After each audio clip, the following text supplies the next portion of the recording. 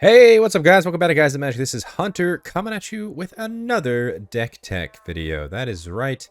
We're looking at another EDH deck, specifically around a new commander from Duskmourn House of Horror. That's right. You've already seen the other video. If you liked it, welcome back. This one, we are taking a look at a different color combination. We're going into the red-white variety. As a reminder, this is an EDH deck. I'm going to go through every single card in the 100 and why I put them in. We are working on a budget between $300 to $400 for every one of these deck tech videos. So if you wanted to add something a little bit more spicy into your build, comment down below. Let me know what you added and all that jazz. But hit that like button. Let's go ahead and get started with this video. We are talking about Arabella, Abandoned Doll. So Arabella Abandoned Doll is a red and a white. That's right, we're doing the good old Boros strategy. That is my favorite. As you have watched this channel, you know I'm the Boros guy. It is a 1/3 legendary artifact creature toy. It says whenever Arabella Abandoned Doll attacks, it deals X damage to each opponent and you gain X life, where X is the number of creatures you control with power 2 or less. So when I first originally saw this, I was like, oh, just another gain and drain commander. Just what everybody needed, and I kind of just put it on the back burner. I thought it's a powerful effect, it's only 2 mana, gain and drain, we've seen it before, yada yada yada. But I was wrong, and because it's not just your normal gain and drain. No, it is a gain and damage. It is not draining your opponent. The opponents are not losing life.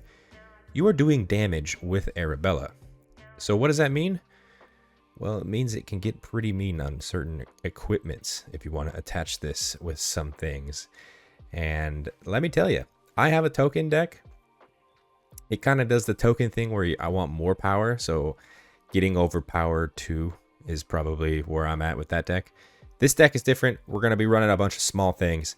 We're going to be swinging it with Arabella. We're going to be protecting Arabella. We're going to be gaining so much life because of this gain. And then we are going to be dealing a ton of damage. So let's go ahead and get into it. We will start in the Planeswalkers section. We are only throwing in one single Planeswalker for this deck. It is Elspeth Sun's Champion.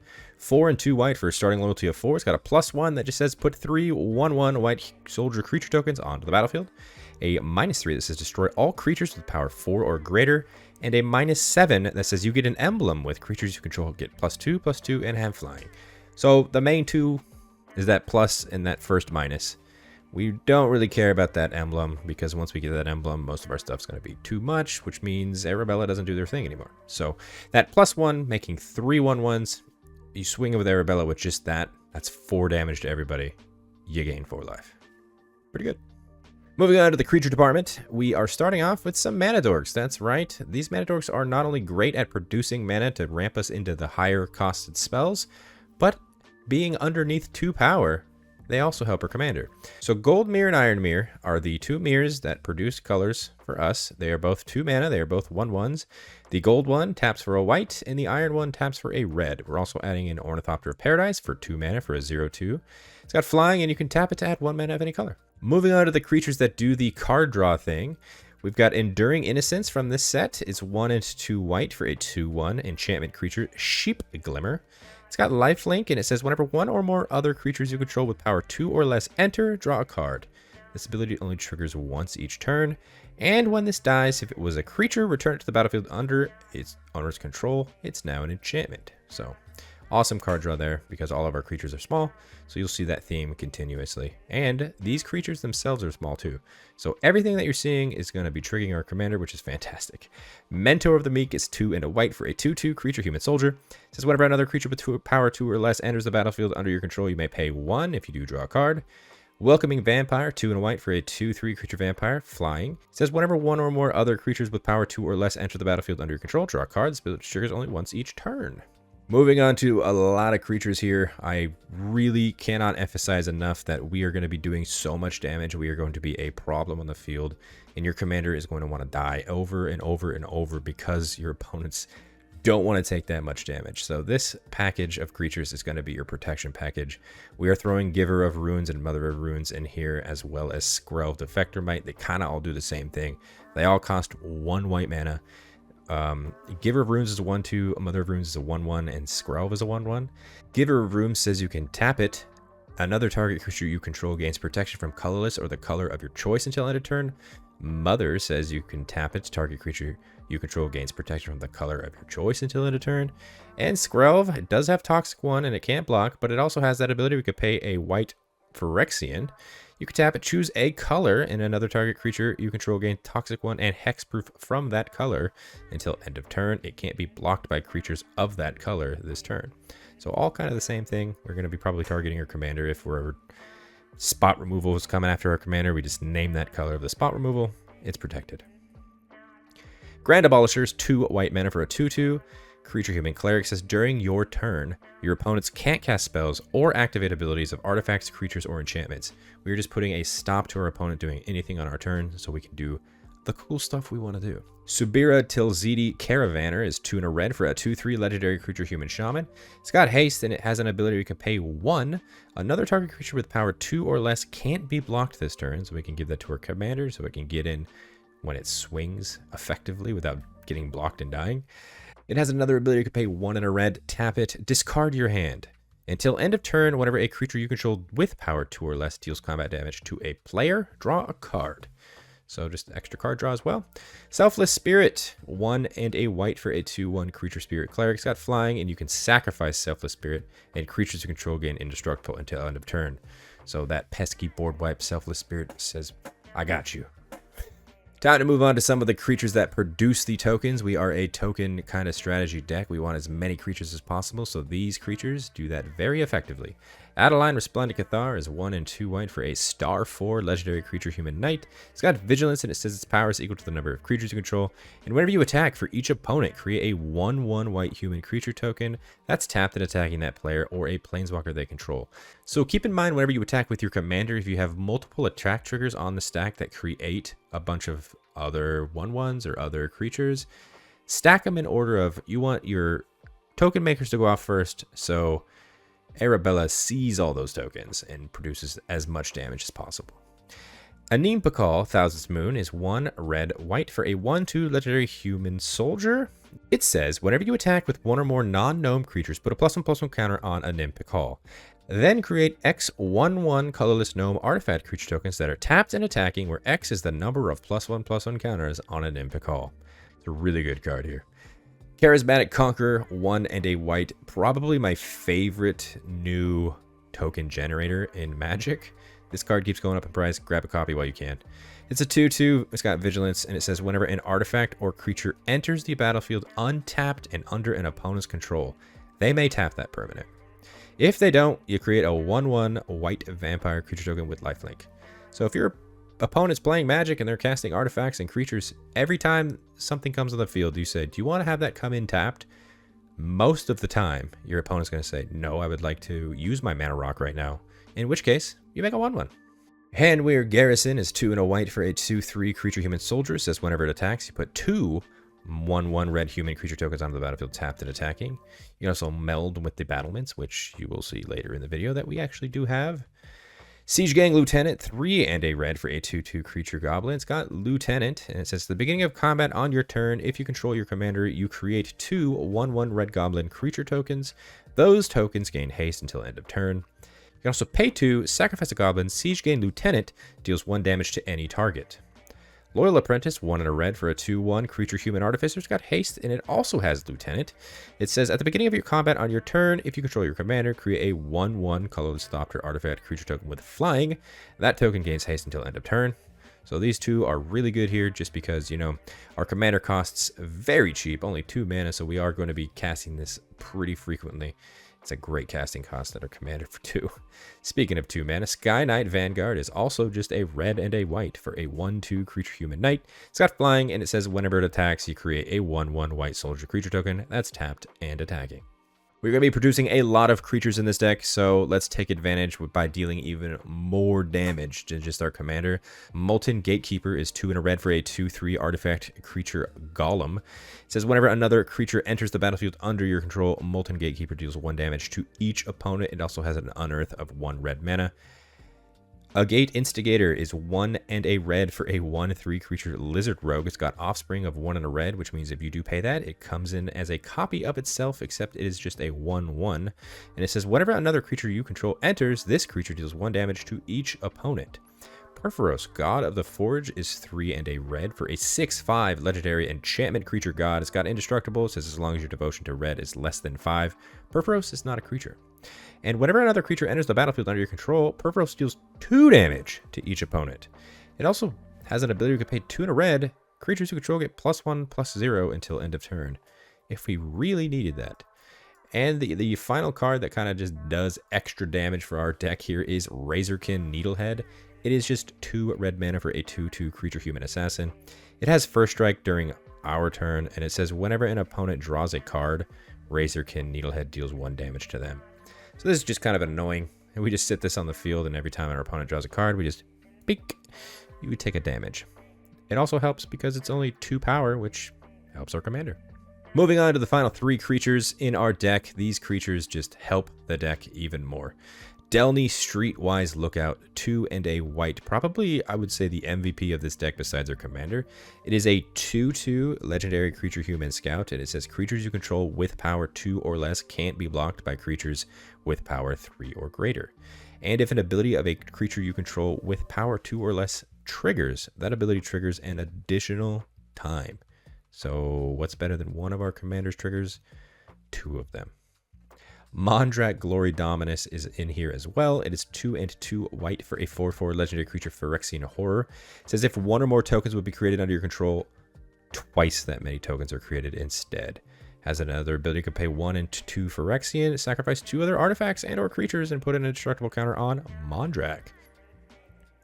Yeah, double our tokens. I don't know what else to say about Mondrak. It's just really good. And you can give it indestructible by just sacrificing 2 of our tokens. Roaming Throne, 4 mana for a 4/4. Artifact creature golem. It's got ward 2. As it enters the battlefield, choose a creature type. We're probably saying toy, unless we are really far behind, in which case, say whatever creature type you want. That's going to help you at the time. It is the chosen type in addition to its other types. And if a triggered ability of another creature you control of the chosen type to trigger, it triggers an additional time. So very similar to Delny. If we name toy, we're getting multiple triggers from our commander.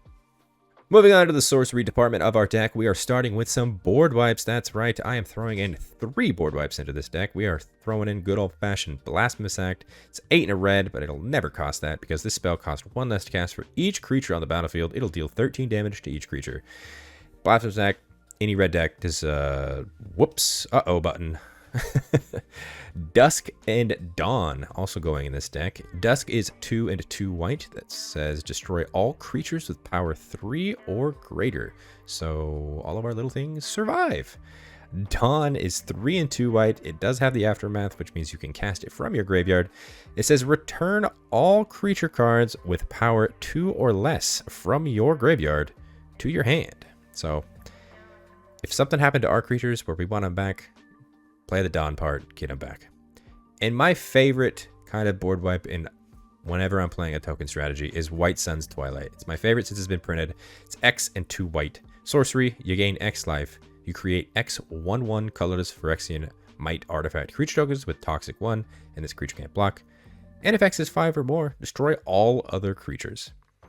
So you just board wipe and you replenish your own board with a bunch of little things, which means if we can get our commander back out, swing in however many of those 1/1s we just made, you're probably winning.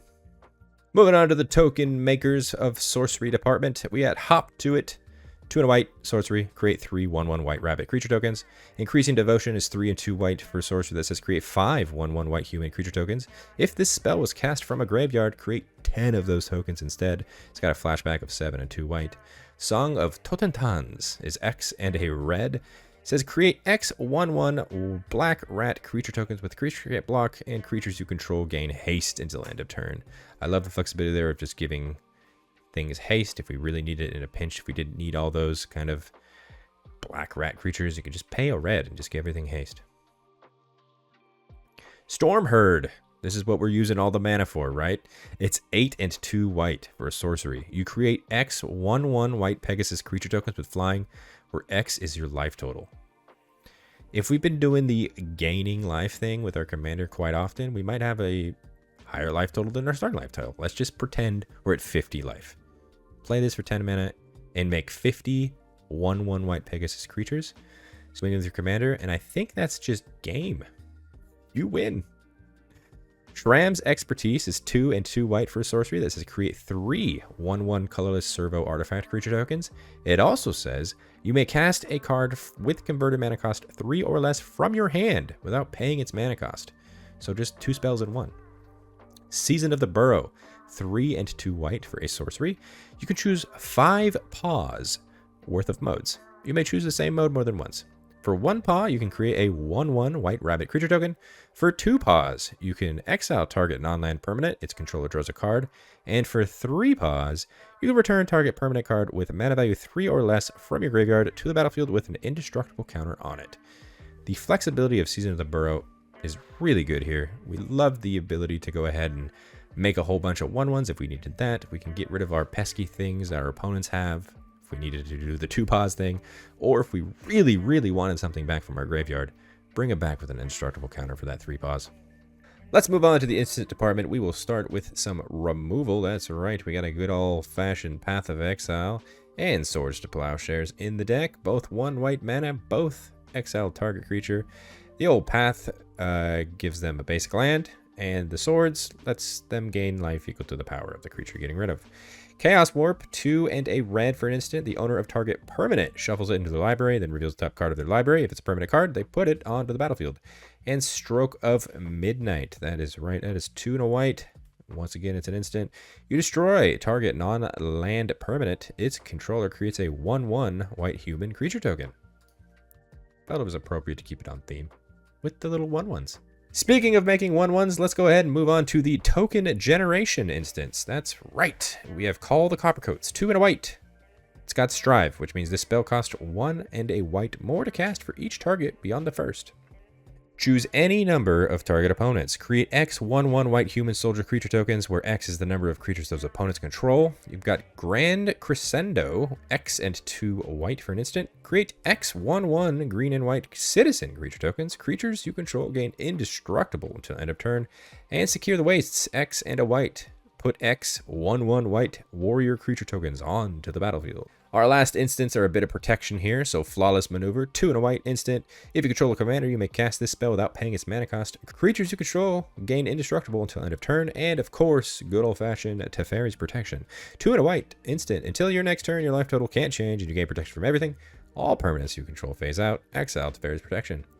We are trying to protect our board because we are going to be mean. Moving on to the artifacts, of course, we will start with the mana rocks, the mana producers, if you will. Arcane Signet, 2 mana, tap it, add 1 mana of any color in your commander's color identity. Felwar Stone, 2 mana, tap it, add 1 mana of any color that a land an opponent could produce. Soul Ring, 1 mana, tap to add 2 colorless. Talisman of Conviction, 2 mana, tap it to add a colorless, or you can tap it to add a red or white, and it will deal 1 damage to you if you do. Moving straight into the other artifacts, we are working with some equipment. I mentioned it in the beginning of the video. We got some mean equipment here at the end, but these first 2, you all know it is Lightning Greaves, Swiftfoot Boots. Our commander is an attack trigger. We need to do things fast. So, Lightning Greaves, 2 mana, artifact equipment. Equipped creature has haste and shroud, equip cost of 0.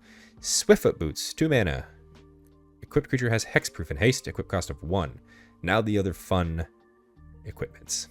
We've got Basilisk Collar. It's 1 mana for an artifact equipment. Equipped creature has Death Touch and Lifelink, equip cost of 2. That is right. Why not just gain even more life with our commander? Attach Basilisk Collars to our commander.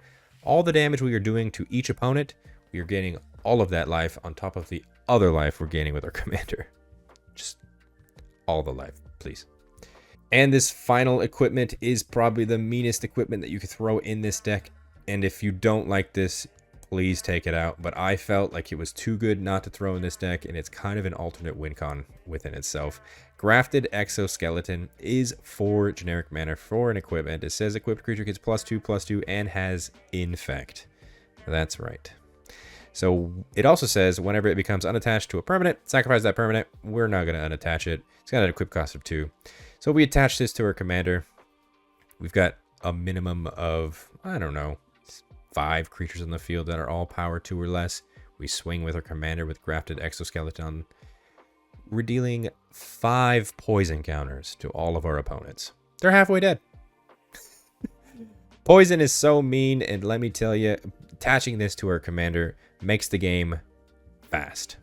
These last 2 artifacts, while yes, this is an equipment, I felt like these both kind of do something that our deck wants to do. So Skull Clamp, 1 mana, artifact, equipment. Equipped creature gets +1, -1, and whenever equipped creature dies, you draw 2 cards, equip cost of 1. Fantastic. Throw it onto one of your 1/1s if you need card draw. Boom, draw 2 cards. Halo Fountain is in this deck. It is one of my absolute favorite cards when it comes to making tokens or just any kind of token deck. It goes into every single one as long as it's white. 2 and a white for an artifact. You can pay 1 white, tap it, untap a tapped creature you control. Create a 1/1 green and white citizen creature token. You can pay 2 white mana, tap it, untap 2 tapped creatures you control to draw a card, or you can pay 5 white mana, tap it, untap 15 tapped creatures you control. You win the game. Halo Fountain is doing the thing where you don't really see on cards too often, and that is untapping your creatures. So after we're swinging it with stuff, we're untapping it to do cool stuff. Yes, please. We're making 1/1s, we're drawing cards, and if we have 15 creatures, we just win the game. Moving on to the enchantment department. That's right. We got some enchantments here as well. These first 2 are brand new from the set. They are rooms, and they are really good in this deck. This first one is Dollmaker Shop and Porcelain Gallery. The Dollmaker Shop is 1 and a white that says whenever 1 or more non-toy creatures you control attack a player, create a 1/1 white toy artifact creature token. While yes, it won't trigger with just our commander, we do have many other ways to make this trigger happen all the time. Porcelain Gallery is kind of a backup plan to our deck for 4 and 2 white. It says creatures you control have base power and toughness, each equal to the number of creatures you control. This only gets unlocked if our commander is not getting the job done, which in very rare instance might be the case. But even if you do unlock this, say you have 7 creatures on the battlefield, 7 7/7s is going to be a problem to deal with on itself. Spiked Corridor, 3 and a red. It says whenever you unlock this door, create 3 1/1 red devil creature tokens with when this creature dies, it deals 1 damage to any target.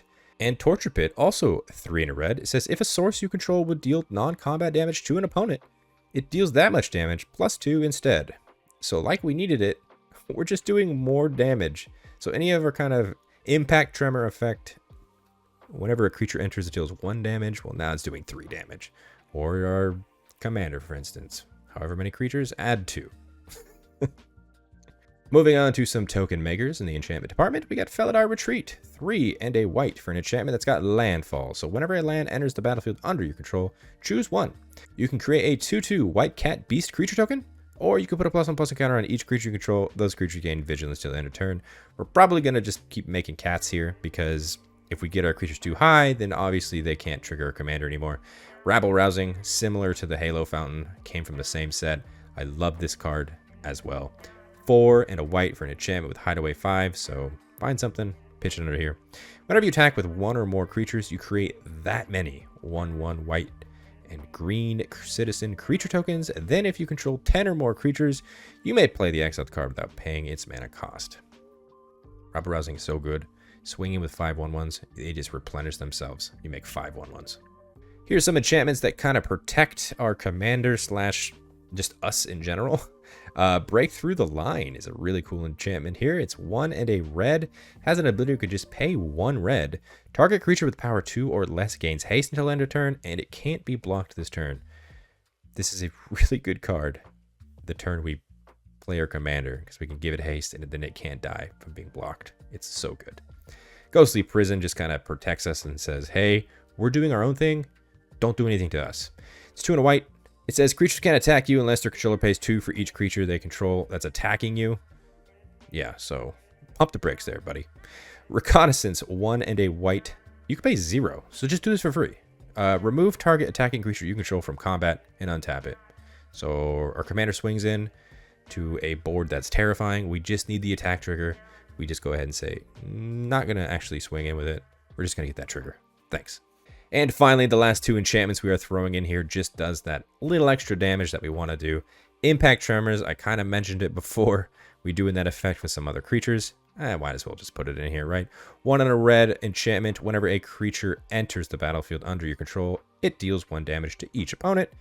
And good old-fashioned City on Fire. You could throw in a Fire Emancipation in this, but I like City on Fire even better because it's 5 and 3 red, and it's got Convoke, which means if you have a lot of kind of just little 1/1 dorks, tap them, pay for the cost of City on Fire. It says if a source you control would deal damage to a permanent or player, it deals triple that damage instead. Arabella, now dealing triple the amount of damage to each of her opponents whenever it attacks, is so out of control. And finally, let's go ahead and move on to the land department. We will talk about the utility lands first. So Cassin Ardenvale. It's a land. It enters the battlefield tapped unless you control a plains. You can tap to add a white, or you can pay 2 white, tap it, create a 1/1 white human creature token. Handweaver Battlements, I mentioned it before. We are throwing in here. You can tap it to add a colorless. You can pay a red, tap it, target creature gains haste until end of turn. Or you can pay 2 red, tap it if you both own and control Handweaver Battlements and a creature named Handweaver Garrison. Exile them, meld them into Handweaver, the Worthing Township. It's a 7/4 that's got like haste and trample, and it makes 3 2s. That's cool. We're probably not going to do that. I like the fact that this gives haste to something, especially our commander, and the other card that it melds with also makes 2 1/1s. So probably not going to meld it too often, but if you're in a pickle, might as well. Carekeep, legendary land. You can tap to add a colorless, or you can pay 1 and a red, tap it, create a 0/1 red kobold creature token named Kobolds of Carekeep. Maze of Ith is a land that actually does not tap for mana, but it does do the protection thing, similarly to the Reconnaissance. You can tap it to untap target attacking creature, prevent all combat damage that would be dealt to and by that creature this turn. So not only is this one able to go ahead and bring our commander out of combat, if something giant is coming at us, we can also take that out of combat and say, no thank you. War Room, once again, card draw wins games. Gotta throw War Room in here. You can tap to add a colorless, or you can pay 3, tap it, pay life equal to the number of colors in your commander's color identity, aka just 2 life. Draw a card. We're gonna be gaining a lot of life. It doesn't matter if we lose 2. Rogue's Passage. Tap it, add a colorless, pay 4, tap it, target creature can't be blocked this turn. These last two also make kind of creatures as well as do cool things. Fountain Port. Taps it for a colorless. You can pay 2, tap it, sacrifice a token to draw a card. You can pay 3, tap it, pay 1 life, make a 1/1 bluefish creature token, or you can pay 4, tap it to create a treasure token. Flexibility of Fountain Port makes this card an all-star. Mirrex. Tap it to add a colorless, or you can tap it to add 1 mana of any color, and you can only activate this only if Mirrex enters the battlefield this turn. You can also pay 3, tap it to create a 1/1 colorless Phyrexian Might artifact creature token with Toxic 1, and this creature can't block. So, making more 1/1s. And finally, let's wrap up this lands with some just ones that tap for colors. Arid Mesa is the fetch in our colors, so tap it, pay a life, sacrifice Arid Mesa and search your library for a mountain or plains, put it on the battlefield and shuffle. Command Tower, you all know this one. Tap it, add 1 mana of any color in your commander's color identity. Exotic Orchard, once again, you could tap it to add 1 mana of any color that a land an opponent could produce. Clifftop Retreat enters the battlefield tapped unless you control a mountain or plains. You can tap to add a red or white. Sacred Foundry is a shock in our colors. It is a mounted plane, so go and fetch this up. Enters the battlefield tapped unless you pay 2 life. So also taps for a red or white. Sundown Pass enters the battlefield tapped unless you control 2 or more other lands. Add a red or white. And Spectator Seating. Our bond land. That's right. It's an EDH deck, so it enters tapped unless you control 2 or more opponents. You can tap for a red or white. And finally, last but not least, we are throwing in 8 basic mountains and 12 basic plains. And that is it. That is Arabella Abandoned Doll. This deck is so mean. Check the description for the entire deck list if you guys wanted to play test it, right there in the description. Comment down below. Let me know what you guys thought of this deck. Is it super mean? Would you have changed anything? Tell me what you would have added. Some other things if I had more budget. Field of the Dead. That is a land that I would definitely throw in here. Maybe I throw in another token producer. Maybe something like Anointed Procession. I don't know. Comment down below, letting me know what you guys think. Also, hit the like button if you guys like this video so I can continue making these videos for you guys. Also, subscribe to the channel if you haven't done so already. What are you doing? Why are you not subscribed? You're here watching this video. You've probably seen our other videos. Subscribe to the channel so you're staying up to date with everything that we got going out all the time. In the description, you will find links to all of our social media accounts, TikTok, Twitter, Instagram, @GuysMagic for each one. And on the screen right now, that's right. Those are all of our Patreon subscribers. If you guys wanted to check out what they're seeing, which is not here on YouTube, check the link in the description as well and consider subscribing. And until the next video, I hope you guys have a great rest of your day. Peace.